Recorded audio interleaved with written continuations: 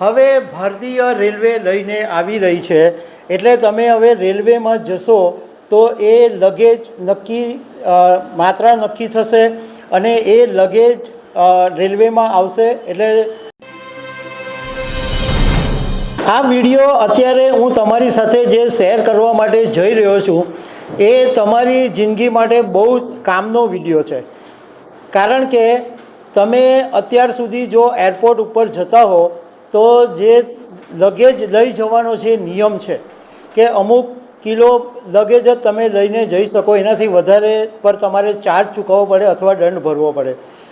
આવો સેમ નિયમ હવે ભારતીય રેલવે લઈને આવી રહી છે, એટલે તમે હવે રેલવેમાં જશો તો એ લગેજ નક્કી માત્રા નક્કી થશે અને એ લગેજ રેલવેમાં આવશે. એટલે જેવી રીતના તમે પ્લેનમાં બેસો અને પ્લેનની અંદર તમારો સામાન પછી જ્યાં તમારું ડેસ્ટિનેશન પર આવી જાય અને અમુક જ વસ્તુ એવી હોય કે જે તમે એરપોર્ટમાં પ્લેનમાં તમે સાથે લઈને જઈ શકો, એવી જ રીતના રેલવેમાં પણ આવો જ નિયમ આવી રહ્યો છે કે અમુક સામાન તમે ટ્રેનમાં તમારી સાથે લઈ જઈ શકશો, પરંતુ જે સામાન હશે એનું તમારે વજન કરાવવું પડશે અને પછી જ તમને પ્લેટફોર્મ પર જવાની પરવાનગી મળવાની છે.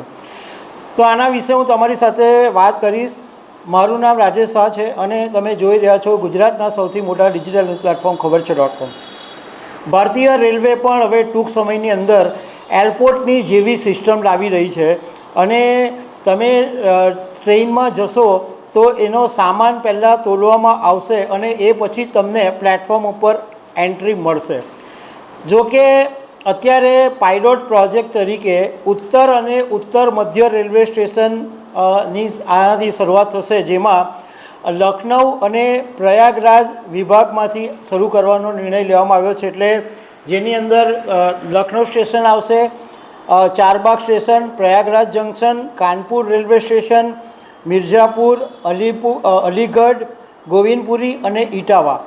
આ સ્ટેશનો ઉપર પાયલોટ પ્રોજેક્ટ તરીકે આ સિસ્ટમ શરૂ કરવામાં આવશે અને આ બધા સ્ટેશનો ઉપર ઇલેક્ટ્રોનિક લગેજ મશીન રાખવામાં આવશે અને પ્લેટફોર્મ ઉપર એન્ટ્રી લેતા પહેલાં બેગ તમારા જે પાર્સલ હશે એનું વજન કરી અને એની સાઇઝ ચેક થશે અને એ પછી એને પરમિશન મળશે. આ પાયલોટ પ્રોજેક્ટ આ બધા સ્ટેશનો ઉપર સફળ થશે એ પછી બાકીના જે સ્ટેશનો છે એમાં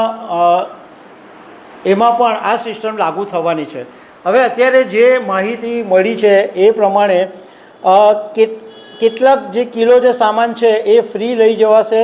આ ઉપરાંત માર્જિન જે થોડોક વધારાનો હોય અને મેક્સિમમ સામાન કેટલો લઈ જવાનો એનું એક નક્કી કરવામાં આવ્યું છે. તો એસી ફર્સ્ટ ક્લાસમાં જો તમે મુસાફરી કરતા હશો તો 70 કિલો વજન સુધીનો જે તમારો સામાન હોય એ તમે ફ્રીમાં લઈ જઈ શકો અને માર્જિન એટલે એડિશનલ થોડોક વધારે હોય તો 15 કિલો સુધીની છૂટ મળશે.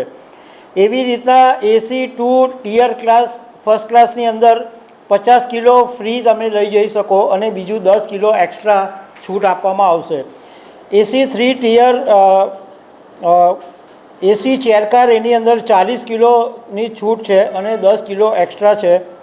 સ્લીપર ક્લાસમાં પણ 40 કિલો વજનની પરવાનગી છે અને 10 કિલો એક્સ્ટ્રા, અને સેકન્ડ ક્લાસની અંદર 35 કિલો વજન લઈ જવાની મંજૂરી છે અને 10 કિલો એક્સ્ટ્રા તમે લઈ જઈ શકો.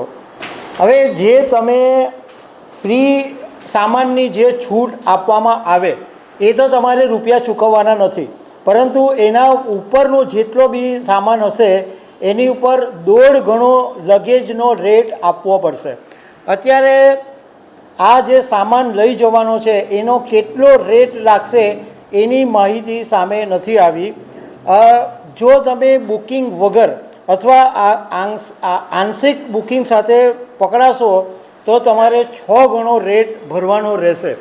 હવે આમાં ટ્રેનમાં કઈ કઈ વસ્તુ લઈ જવાની છે એ પણ નિયમો નક્કી કરવામાં આવ્યા છે અને એક વસ્તુ બહુ જ ખાસ તમે ધ્યાન રાખજો કે હવે જ્યારે પણ તમે ટ્રેનમાં જાઓ તો તમારું જે લગેજ હોય, તમારું જે સામાન હોય એની પર દરેક પર તમારું નામ અને એડ્રેસ અંગ્રેજી અથવા હિન્દી ભાષાની અંદર એકદમ સ્પષ્ટપણે વંચાય એ રીતના તમારે લેબલ લગાડવું પડશે.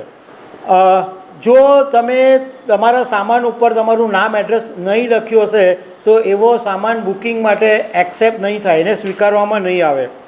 બીજું કે તમે જે સામાન લઈને જાઓ એમાં ઘણી વખત તમારો સામાન છૂટો છવાયો હોય, એને પેક નહીં કરેલો હોય, તો સામાનને મજબૂતીથી પેક કરેલો હોવો જોઈશે.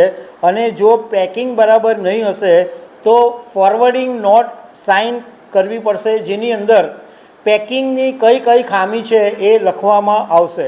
જો તમે એવું ઈચ્છતા હો કે તમારો સામાન તમારી સાથે ટ્રેનમાં જાય તો ટ્રેન ડિપાર્ચરના અડધા કલાક પહેલાં લગેજ ઓફિસની અંદર તમારે સામાન જમા કરાવવો પડશે.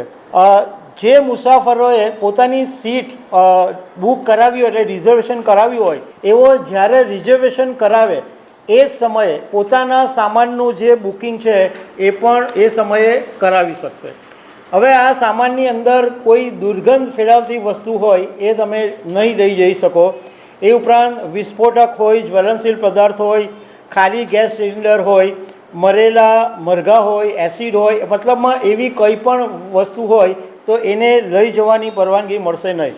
તમે પર્સનલ લગેજ તરીકે સૂટકેસ છે, કોઈ તમારા બોક્સ છે અને એનું પણ માપ છે કે 100 સેન્ટીમીટર બાય 6 સેન્ટીમીટર બાય 25, એટલે 100 સેન્ટીમીટરની લંબાઈ, 60 સેન્ટીમીટરની પહોળાઈ અને 25 સેન્ટીમીટરની ઊંચાઈ એટલો જો સામાન હોય તો તમે પર્સનલ લગેજ તરીકે ટ્રેનમાં તમારી સાથે જે તમે ટ્રાવેલ કરો એની સાથે તમે લઈ જઈ શકો. આની અંદર ઓક્સિજન સિલિન્ડરને છૂટ આપવામાં આવી છે અને એની અંદર નિયમ એવો છે કે મેડિકલ સર્ટિફિકેટ હોય તો કોઈ દર્દીને માટે ઓક્સિજન સિલિન્ડર લઈ જવાની જરૂર પડે તો એને છૂટ છે, પણ મેડિકલ સર્ટિફિકેટ હોવું જરૂરી છે.